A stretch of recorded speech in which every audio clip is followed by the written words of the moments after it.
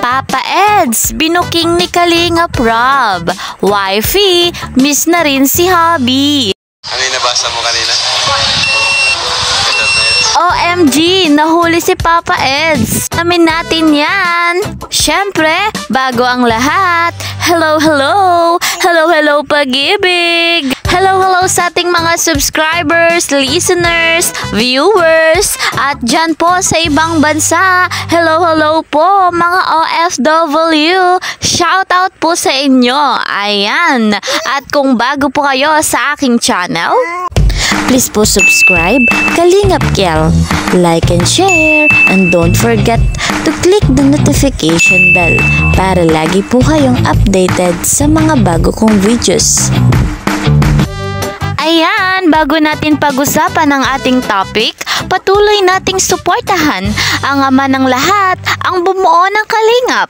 Ayan, si Kalingap Rob at si Val Santos Matubang. Ayan, sa hindi pa po nakakapag-subscribe sa kanila, ay subscribe nyo po. At tiyak na makikita ninyo kung gaano kabuti ang kanilang puso. At paalala lang po, bago po kayo magbigay ng inyong mga komento, ay tapusin nyo po muna ang aking video. Thank you! Papa Eds, binuking ni Kalingap Rob. Wifey, miss na rin si Hubby. Ayan, unahin na natin yung binuking ni Kalingap Rob. Panoorin natin to. Basa mo kanina? Sino? Si Wifey.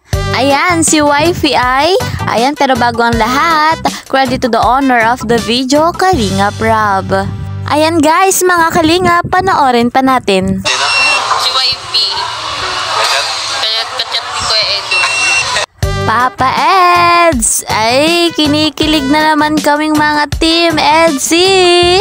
Ayan, parang nahihiya tuloy ang ating Papa Eds. Kitang-kita nyo naman. So, confirm nga guys, magka-chat ang ating Edsy, si Kalingap Viancy at si Papa Eds. Syempre naman, kumusta ka dyan, Wifey? Kumusta ka dyan, Hubby? Okay lang naman. Excited na tayo sa moment nila, no? At talagang nakakakilig. Pag-uwi ni Papa Eds, no, ay talagang matutuwa tayo at excited din tayo sa mga pasalubong niya para sa ating Kalingap Viancy. Ayan. Dito naman tayo sa topic na miss na rin ni Wifey si Hubby. Ayan. Syempre naman, ano, hindi naman magre-reply si Kalingap Viancy kung hindi niya namimiss si Papa Eds. Ayan. Halata naman kay Wifey, kay Kalingap Viancy, na miss na rin niya si Papa Eds. Syempre, medyo matagal-tagal na nga hindi nakakapunta itong si Papa Eds, ano, dahil nga nasa Manila si Papa Eds at kasama ni Kalingap Rob, ano? Medyo matagal-tagal na yung ilang araw lang. Basta nakakakilig. So, hanggang dito na lamang at patuloy nating suportahan ang mga love team ng Kalingap, sina Danjoy, si Jom Carl, at syempre itong ating pambato, ang Edsy. Ayan.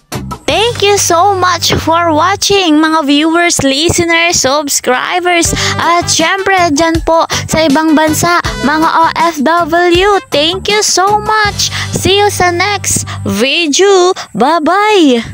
Please po subscribe Kalingap Kel, like and share, and don't forget to click the notification bell para lagi po kayong updated sa mga bago kong videos.